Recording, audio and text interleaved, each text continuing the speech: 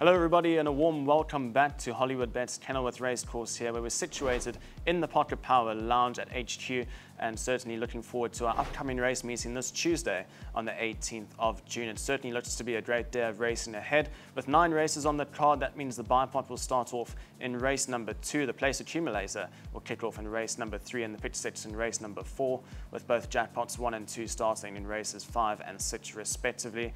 We'll dive into the preview in just a bit, but please make sure to leave a like, follow and subscribe on all of our Cape Racing social media platforms. And also don't miss out on the latest Taking the Reins episode with Anthony Dalpesh and Vicky Minot. Certainly an emotional tear-jerker and an episode you do not want to miss, which dives into the history of one of South Africa's greatest jocks to have graced the track here in South Africa.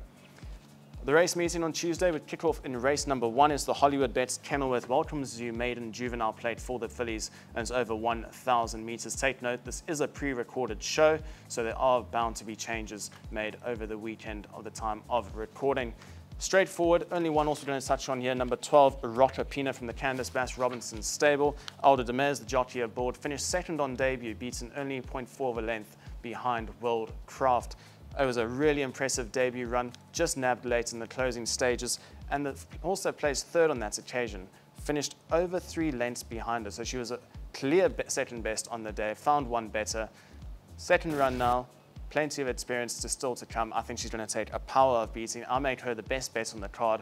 And for the punters out there, I think you can have a full go with number 12, Rocker Pina. And the suggested play is a win on number 12, Rocker Pina, to get the kitty up for the rest of the day. And that is certainly going to take a power of beating. Race number 2 is the Cape Racing Sales Maiden Juvenile Plate, and it's over 1,000 meters. The off time is at 10-1. Take note, this is the opening leg of the bipot, and we will give a suggested bipot perm at the end of the preview of this race. But we'll touch on the main contenders with number 9, Summer Snow, that heads up the selections from the Candice Bass Robinson stable. I think the Bass Robinson team certainly have a strong hand in the first 2 races. Aldo Demers is the jockey aboard. His last start, he finished 1.5 lengths behind Rattlesnake on that occasion. And the horse that he beat into that second placing was in the green zone, who came out to frank that form line just a week ago. So Summer Snow with natural improvement with every single start to date. I think he's going to take a power of beating here. And he was fancied last time out to win, but he was subsequently beaten by the stable companion on that occasion. The biggest threat, it could be number 12, Echo from the Candice Bass Robinson stable. Robert Carty's the jockey aboard. And he actually holds number 10, Billy Cool, who is the next best selection, back on a run to Matrazole back on the 17th of February. And if not needing this run, this is his first run after gelding, I think he will beat the likes of 10, Billy Cool, into that second placing. But we are quite confident in the first selection, number 9, Summer Snow. And that will lead up the bipot selections, which will be presented shortly. So the bipot perm will go as follows: 9, 10, and 12 in the first leg, followed by banker 3, by banker 6, by 4, 7, and 8, by 5, 6, and 9, by 5 and 6 in the last leg. And that perm will cost you 54 Rand for 1 full perm. Race number 3 is the Cape Turf Club Maiden Juvenile Plate for the fillies, over 1,400 meters. And this is where a strong selection comes in play here. But there is a collateral form line to work with here, with number 3, Pentalina, 4, Coral Blaze, and number 6, Green Light Sky. They all raced back on the 18th of May behind Dixieland Band. Green Light Star on that occasion was the horse that actually holds all of them on that form line, where she finished second, beating number 4, Coral Blaze, and number 3, Pentalina, who only managed to finish 4th. However, number 3, Pentalina, I think she can reverse the form on those 2 horses. Was trapped 3 or 4 deep heading into the turn, raced wide throughout the whole race, and absolutely took off in the closing stages. Now jumps from gate number 3. Richard Ferrie takes the ride for the Vaughan Marshall stable. I think she's going to take a power of beating here. She'll be a banker in the opening leg of the place accumulator, and if you can, the suggested play, I think take wins on her. She might be quite short in the market, but rightfully so. I do think she has the capability to turn the form around here.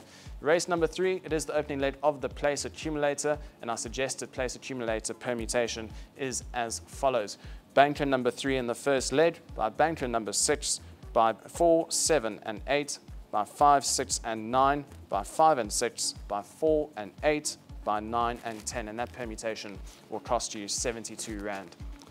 Race number 4, it's pick 6 time here at Hollywoodbets Kenilworth Racecourse, and it's the Cape Turf Club Syndicate's Open Maiden Plate for over 1,400 meters, and the off time is at 2 o'clock. This is where we're going to have to get brave, because I think the next leg does get quite tricky. We are going to cover with a few horses and the permutation can become quite costly, but we're going all in here with number 6, Song to the Moon from the Justin Snaith stable. Richard Fourie rides 61 kilograms to shoulder in an open maiden. It's never easy. However, his last starts where he finished second to Noonday Gun, he was just beaten on the line. He was absolutely flying in the closing stages, just to get caught late in the line by Noonday Gun. This is his third run after Dowling. I think he's going to be cherry ripe for this run. And for me, he's going to take a power of beating. He can give whatever weight away he has to give. And he is going to be our suggested banker in the pitch 6. Don't miss out on the pitch 6. I think it's definitely going to pay some nice dividends here. And the suggested play is going to be banker 6 by 2, 3, 4, 6, 7, 8, 9, 11, and 13 in the second leg, by 5, 6, and 9, by 3, 5, 6, 12, and 13, by 1, 4, and 8, and 9, 10, and 14 to close off the race meeting. Moving on to race number 5, this is the Champagne Syndicate Open Maiden over 1,950 meters. It starts off at 25-3. It is the opening leg of Jackpot 1, and for me, I make this the hardest race on the program. Plenty of horses here with a good chance.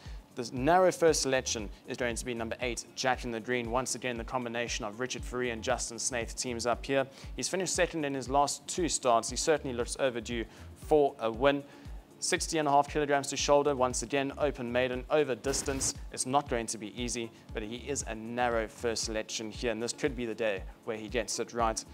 Second choice is number 7, Golden Grey, who we have tipped on the show before. Finally, he's stepping up and tripped to 1,950 meters. He absolutely flew up last time out when he was beaten by Azuri, and also beaten by number 9, Amancio, who he reopposes here. Golden Grey stepping up and trip. Watch for a late finish. I think he's definitely going to be involved in the finish here. Horses to not leave out, number 3, State Capital, fully against the boys, trying the trip for the first time with a light weight of 52.5 kilograms. 4, Quite a King, who returns from a break. Number 6, Etoile Filante, who was just pipped last time out when beaten 0.3 of a length behind Tsunami Warning. And also runners like number 13, Midway. He was a little bit unlucky in his last start. I think he can bounce back here. And that's why for the opening leg of Jackpot 1, we've taken quite a few horses here. So the suggested play is as follows. 2, 3, 4, 6, 7, 8, 9, 11, and 13, by 5, 6, and 9, by 3, 5, 6, 12, and 13, by 1, 4, and 8. Race number 6 is the perfectly placed Class 4 for fillies and mares, and it's over 1,800 meters, and the race will start at 3:10. I think we can narrow this race down to 3 runners here, and they all raced against each other last time out back on the 18th of May, where number 5, Could It Be, came out to win a brilliant ride by Joshua Solomon, who retains the ride on this daughter of Canford Cliffs. She went start to finish out in front and found more under pressure in the closing stages. It really was a gutsy win from her, and she should be in the thick of things once again. However, she's not going to be the first choice. The first selection is going to be from the Paul Reeve stable, number 6, Basic Maneuvers, who was beaten by Could It Be and Plum Pudding. And the reason why I say this is that she came from quite a far back heading into this home straight, and Robert Carty decided to take her out towards the outside of runners, came hard up on the outside rail. It was a gutsy move and quite a brave move to make by the jockey, and actually I don't think it was to his detriment that the filly lost. I think it just came from too far back. If she sits 1 or 2 lengths closer to the speed, I think she's actually the one that they all have to beat here. So number 6, Basic Maneuvers, to turn the form around on both number 5, Could It Be, and number 9, Plum Pudding. Plum Pudding I'm never really too far off of, but the short run in here on the winter course, I don't think it's going to be to her suiting, especially if she comes from quite far back. But in the recent weeks, the runners have been quite versatile, racing with the pace, and winners have come from behind as well. So to narrow it down, the selections, 6 Basic Maneuvers, from 5 Could It Be, and number 9, Plum Pudding. And the suggested play, as this is the opening leg of Jackpot 2, so we will be going 5, 6, and 9 in the first leg, by 3, 5, 6, 12, and 13, by 1, 4, and 8, by 9, 10, and 14 to close off Jackpot 2. Race number 7 is the Taking the Reins Class 5 over 1,400 meters, and it starts off at 3:45. And this is where we are going with number 5, Spirit Unite from the Pete Stain stable. Alder de Meyer is the jockey aboard. The Tantai comes off. Last time out, raced over 1,400 metres back on the 21st of May. He was beaten 1.9 lengths by Culp Forest, who has subsequently come out of that run to frank his own form and won in no uncertain terms just a week and a half ago. So with the form like that, with number 5, Spirit Unite, I think he's going to be the one they all have to beat here. The biggest danger could be number 6, Gold Index from the Lunda Dealer stable, who they actually met on the 21st of May from that Culp Forest form line. And if you go back a start before that for number 6, Gold Index, he was actually beaten 2.5 lengths by Green Mandarin, who's another runner who has come out to frank his own form as well. So 2 strong form lines there from number 6, Gold Index. That certainly throws him into the play here and will be number 5, Spirit Unite's biggest danger. The suggested play is going to be number 5, Spirit Unite to win, and also respect for number 12, Light the Clappers, who is a model of consistency. And quite interesting to see that Vaughan Marshall steps out the juvenile number 13, Bank Street, the son of Global View, with Ashton Aries, the jockey aboard, who won his last start, but steps up to 1,400 metres against older company with 59 kilograms from a wide draw. He's going to have a lot of luck in running to feature here. But again, the suggested play is a win on number 5, Spirit Unite. Race number 8 is the race K powered by Hollywoodbets Class 4 for fillies and mares over 1,400 metres, the penultimate race of the afternoon. And I think we can narrow this down to 2 runners. The first selection is going to be number 8, Kazi from the Harold Crawford and Michelle Rich stable. Richard Faries, the jockey aboard, 61.5 kilograms to shoulder. She's unbeaten over track and trip. Ignore her last start back on the 5th of May in the Ladies' Mile. It was a feature race and she was beaten 15 lengths. The comment is that she had no finish and she was blowing. She drops back in class to a class 4. I think she's going to take a power of beating here. And there's actually a collateral form line with number 4, Go Like Flow, and number 1, Glee Club, back on the 9th of March, where Kawakazi had the beating of both of those runners, and I see no reason for that form to change here. So Kawakazi is going to be the narrow first selection from number 4, Go Like Flow, who returns after a break. She's a really gutsy horse, Cornet also rides from the Andre Nel stable, and I think she is going to be number 8's biggest danger here. So the suggested play is going to be swingers 4 and 8 here for the running of race number 8. Race number 9, the 9th and final race of the afternoon, is the Hollywoodbets Bright Future Class 4, and it's over 1,200 metres. Quite a trappy race, but our suggested play is going to be the each way of number 10, Mighty Mac from the Paul Reeves stable. Richard Faries rides, and there is a collateral form line with 9 Escarpment and 10 Mighty Mac, where Escarpment had the better of Mighty Mac back on the 26th of May. Escarpment beat Mighty Mac by a length, but Mighty Mac was a really unlucky loser on that occasion. Richard Faries takes the ride, and certainly with a bit of luck in running here, I think he's going to take a power of beating. Number 9, Escarpment, really good win last time out. With the weight reversals though, I think 10 Mighty Mac has what it takes to reverse the form. Also respect number 14, Go It Alone from the Lunda Dealer stable. Grant van Niekerk rides at the moment, and he's been in top form the past couple of weeks. Certainly a horse that can't be left out, and I think he can be involved in the quartet. But the suggested play for the 9th and final race is going to be an each-way play on number 10, Mighty Mac from the Paul Reeves stable to close off the race meeting.